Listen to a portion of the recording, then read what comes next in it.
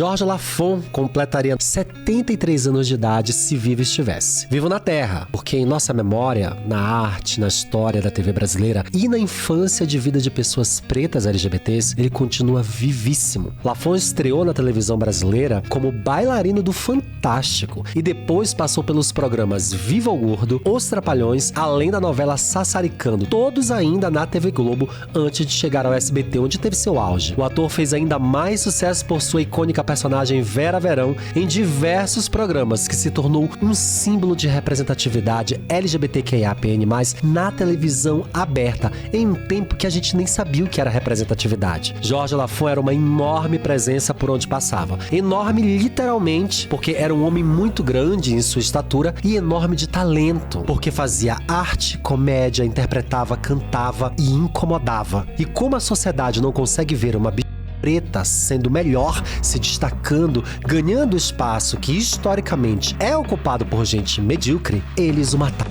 Esse é mais um episódio desse quadro que eu adoro fazer e vocês pedem muito, Bichas da História.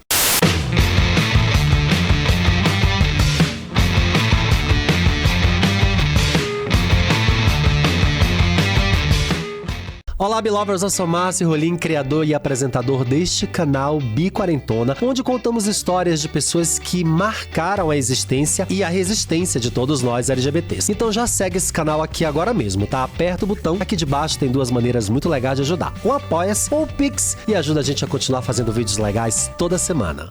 O quadro Bichas da História não tem a intenção de fazer um registro biográfico profundo sobre as personalidades escolhidas. Ele é apenas uma homenagem com um pouco de história e um pouco das minhas próprias memórias.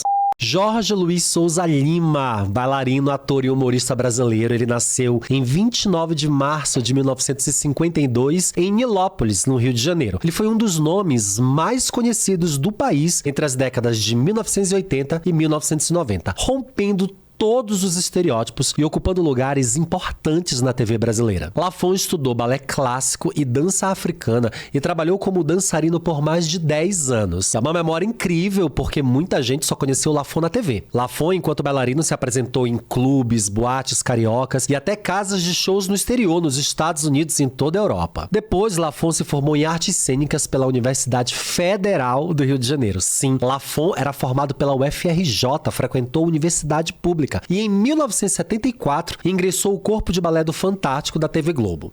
A partir de então, Lafon teve muitas participações em diversos quadros humorísticos nos programas da própria emissora, como, por exemplo, o Viva o Gordo, que era o maior sucesso do Jô Soares em 1981. Para quem não viveu essa época e só conheceu o Jô fazendo programas de entrevistas, Jô Soares era um grande ator, humorista e escreveu programas sensacionais que marcaram a história da TV.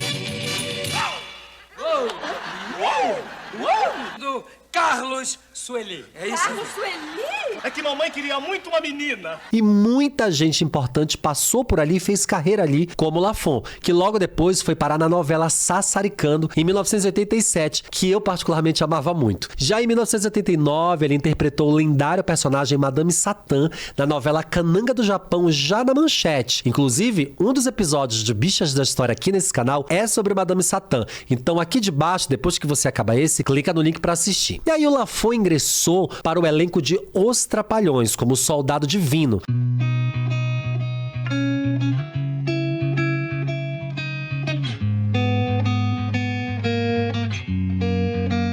Que fez muito sucesso, porque o programa era um sucesso. O Divino era um soldado gay que tinha esse nome estrategicamente escolhido para reforçar o estereótipo de ser gay. Mas só foi a partir de 1992, no programa A Praça é Nossa, lá no SBT, que ele deu vida ao personagem de maior destaque de sua carreira, Vera Verão. Conhecido pelo bordão "Epa, bicha não! Epa!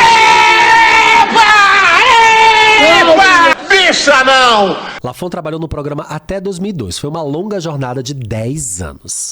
Em 2001, Lafon foi convidado para participar da campanha de prevenção a doenças sexualmente transmissíveis. Doenças na época, tá? Porque hoje nós dizemos ISTs, infecções sexualmente transmissíveis. Esse convite veio do Ministério da Saúde, mesmo causando um grande desagrado aos militantes do Grupo Gay da Bahia, que é um grupo fortíssimo, um dia eu vou fazer um vídeo só sobre eles, pois eles achavam que a personagem Vera Verão estaria emprestando a sua imagem de um estereótipo do gay que seria pejorativo para a campanha e para as pessoas envolvidas nela. O ator sempre se envolveu em polêmicas com relação à sua homossexualidade. Isso é fato e não tinha como ser diferente. Em 1999, durante o lançamento da sua autobiografia chamada Vera Verão, Bofes e Babados, ele ameaçou dizer os nomes de personalidades, inclusive de um famoso jogador de futebol, com quem já teria mantido relações sexuais, afetivas e amorosas. Esse livro deu o que falar muito na época, inclusive rendeu a ele uma entrevista na Marília Gabriela, que era um dos grandes marcos da TV brasileira em programas de entrevistas. Nesse programa mostra-se bem o clima de tensão quando a Marília Gabriela estava tentando, a todo custo, fazendo joguinhos, tira, põe, coloca nome, para tentar descobrir quem era o jogador famoso que Lafon tinha um caso. Mas também esse programa é emblemático porque tinha uma bicha preta afeminada no local de alto destaque, que jamais acontecia em um tempo.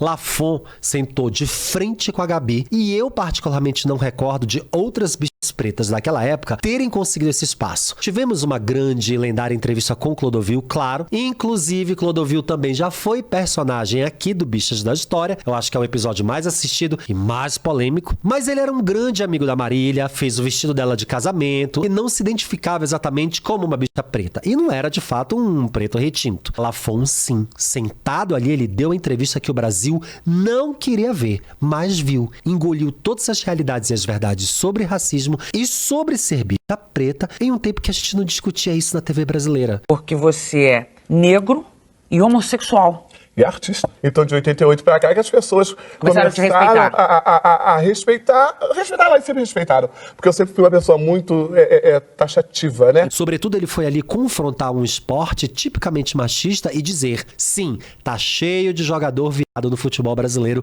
lidem com isso.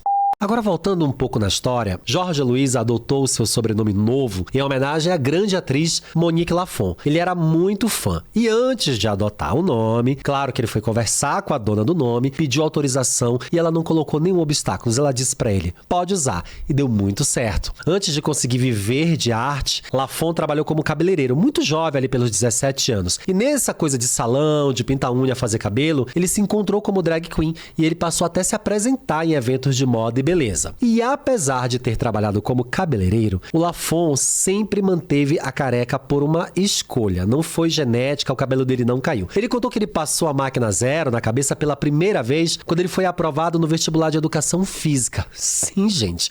Lafon passou 2 vezes no vestibular em universidade pública. Ele gostou do visual e resolveu mantê-lo para sempre. A Vera Verão, a drag queen interpretada por Lafon, surgiu pela primeira vez ao lado dos Trapalhões. Não foi ali na Praça Nossa que a Vera Verão surgiu.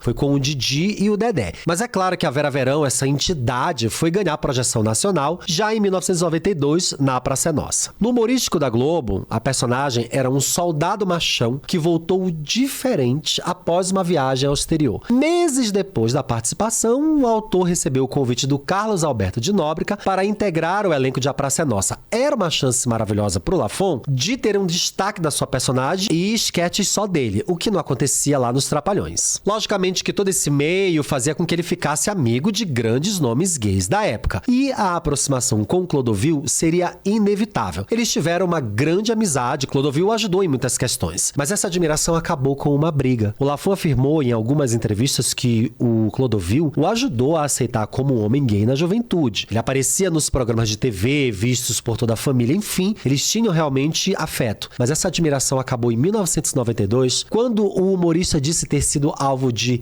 ironias e alfinetadas no programa do Clodovil chamado Abre o Jogo. Segundo Lafon, a condução da entrevista feita pelo Clodovil o fez perder a admiração que tinha pelo apresentador. E dias depois da gravação, o Jorge recebeu um bilhete do diretor dizendo que a entrevista não ia ao ar por falhas técnicas. Então a gente já consegue perceber aí que a presença de Lafon já era vetada de toda forma na TV. Ou alguém vetava ele, ou algum diretor, um apresentador. Ele teve uma vida artística permeada por vetos e por censura. Vale lembrar que aqui neste canal a gente tem 2 entrevistas muito importantes. A do Leão Lobo e a da Mama Brusqueta, que são 2 apresentadores de TV que tiveram convivência com o Clodovil e que expressaram todo o seu desgosto de ter trabalhado com o Clodovil, e não apenas isso, mas diversos intempéries e situações problemáticas com pessoas às quais Clodovil trabalhava. Lafon perdeu a admiração pelo Clodovil justamente porque, a um dado momento, Clodovil esqueceu que existia uma amizade entre eles, que existia um amor, um carinho por por eles e resolveu fazer um programa em que ele achincalhava o Lafon e queria fazer disso circo televisivo. Lafon nunca gostou de se ver dessa forma. Ele era humorista, ele não era palhaço. Enfim, pra quem não lembra ou não viveu, o precursor dos realities de confinamento foi no SBT, tá? Não foi o BBB, não. Foi a Casa dos Artistas. E uma vez fizeram uma enquete que perguntavam ao público qual famoso eles queriam ver na segunda temporada da Casa dos Artistas, 2002, que é exatamente o ano que começou o Big Brother. Mesmo com a vitória, ele fez apenas uma participação de estreia do reality, porque a sua participação como concorrente foi vetada novamente, censurada pelo SBT. O Jorge Lafon dizia que já sabia que ele era gay desde quando ele tinha mais ou menos uns 6 anos de idade. E apesar disso, em uma entrevista para a revista Raça, ele disse que morria de medo que seus pais descobrissem sobre a sua sexualidade. Por isso ele procurava fazer tudo sempre muito certinho e estudava muito, muito mesmo. Tanto que ele foi aprovado em 2 universidades públicas, 2 vestibulares. E a gente se identifica com isso porque até os dias de hoje as crianças morrem de medo de se expressar porque elas já têm ideia de sexualidade e de preconceito. Os seus estudos começaram aos 9 anos de idade. Jorge começou a dançar quando ele era criança, tendo estudado balé clássico e dança contemporânea africana. Mais tarde, ele se formou em artes cênicas pela Federal do Estado do Rio de Janeiro, como eu já disse. E acreditem, a sua beleza levou a lugares jamais ocupados. Lafon foi rainha de bateria de uma escola de samba em 2002. Ele desfilou na avenida como rainha de bateria da Unidos de São Lucas.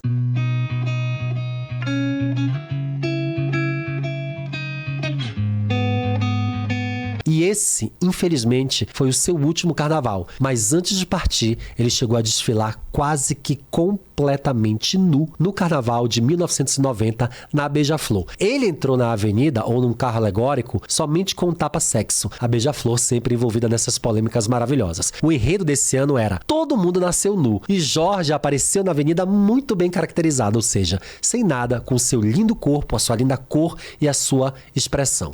Lafon dizia que ele era alvo de preconceito por 3 motivos: por ser bi, por ser negro e por ser artista. Mesmo assim, ele afirmava que não ligava para as ofensas que escutou durante toda a vida e que ele logo metia a mão na cara de quem falasse algo para ele. Algo parecido com o que a gente diz hoje, fogo nos racistas. Então, para você ser negro, para você ser homossexual, você tem que ter uma postura muito grande, entendeu? Então, eu no meu dia a dia, eu sou um. Eu na televisão, eu sou outro.